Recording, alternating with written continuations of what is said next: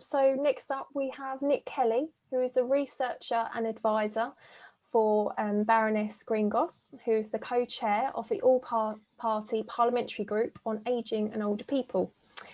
Unfortunately, Sally could not join us today, so Nick has kindly stepped in to speak on her behalf, and Nick will be talking to us today about policy change implications. Well, good afternoon, everybody. And first of all, Sally would like to send her apologies for today. She was really looking forward to speaking to this event. This is an area policy area she feels very strongly about, and has been very impressed with Jenny's work. And the content of this book is of great interest to her. So she was disappointed at the last minute she couldn't make it. So I'm going to basically make the main points that she was going to make, and hopefully they can get those across. So obviously, Sally, Baroness Gringos has spent the last 20 years as a peer in the House of Lords. Prior to that, she was the head of Age Concern, 27 years there. She's also currently the chief executive of International Longevity Centre, who look at ageing populations and how we treat people and better in an ageing society. So the experience of ageing varies greatly. We know that it can be often a time of fulfillment, or it can be a time of decline and frailty and increasingly loneliness.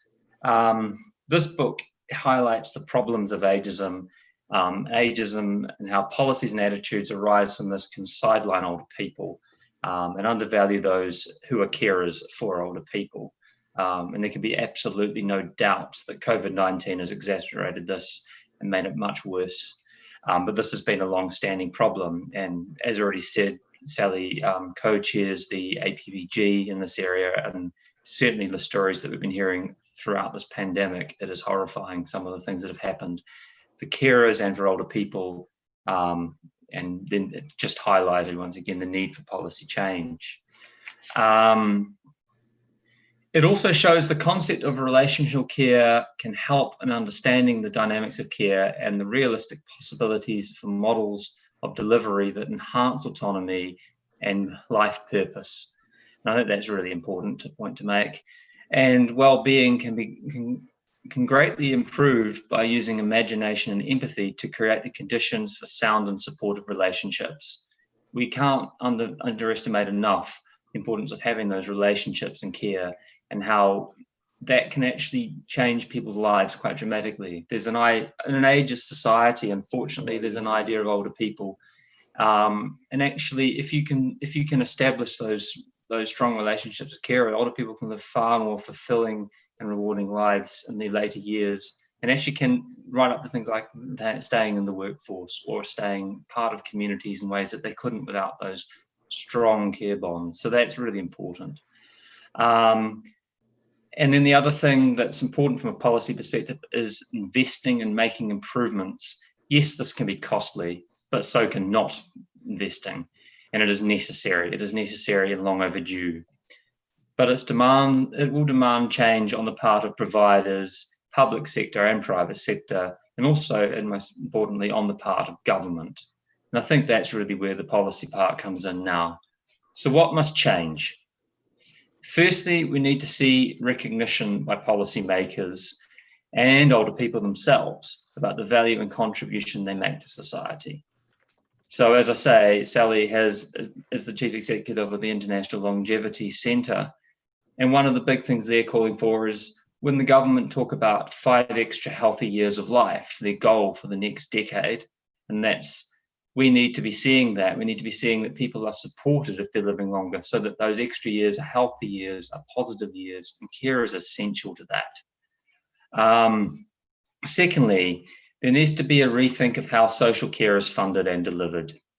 Public attitudes incline towards a national care service, funded fairly, transparency, and with much less complicated rules, with the delivery overseen by public authorities, with local knowledge and sensitive to local conditions. But also, and something that Sally is very strong on, there needs to be clear and stronger links with the NHS. One of the great problems at present is that care and the NHS can be very separate, and that can cause all sorts of problems. So having that working together properly is so important. And there are examples around the country where this does work very well, Manchester being one, and we can look to make that happen on a national level. That can make real change. Thirdly, there must be far more respect for care workers, whether from the UK or overseas. They bring the community their skills, the commitment to older and more vulnerable workers, and the great majority of cases, their desire to form sustained and supportive relationships with people who are most in need of them. Now, the point about carers is there are a large number of carers who are from overseas, and you may not have been following, there's been the immigration bill going through the Lords, and Baroness Greengross was, in her speech in the second reading, was very clear that there needs to be part of that as a care plan. We know that there's been issues of people on short-term visas working in care, and actually if we have a relational care set up, there needs to be consistency in carers. But also we need to value people, and one of the things that doesn't happen in this country but does happen in Canada, there is actually a carer's visa route, and that's really important, because if we can't fill care roles in the domestic labour market, we need to be bringing people in, but there needs to be a plan for care, and that's really important. So that's the sort of big thing that needs to happen. But then on the funding issue, also there have been 20 years and that Sally has been in the Lords, that this has been debated, funding social care, and there have been a number of papers on it, and over 2 governments that Sally's been in the Lords for, 10 years of Labour, 10 years of Conservative. There has always been goodwill and a desire to fix social care, but no one's quite managed, neither government's managed to get this across the line. There's now been 6 or 7 white papers, similar number of green papers, countless other reports and inquiries into this policy area, and yet we still find ourselves in 2020 in the position where social care is not receiving adequate funding, where care workers are not given the respect that they need. And frankly, this needs to change.